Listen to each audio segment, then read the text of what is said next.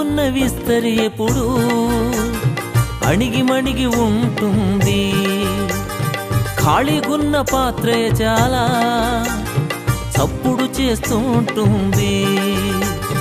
అన్నీ ఉన్న విస్తరి ఎప్పుడు అణిగి మణిగి ఉంటుంది.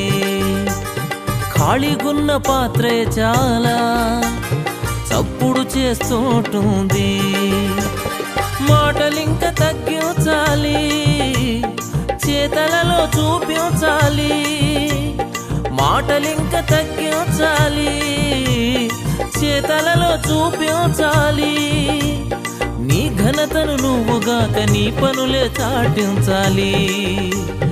నీ ఘనతను నువ్వుగాక నీ పనులే చాటించాలి.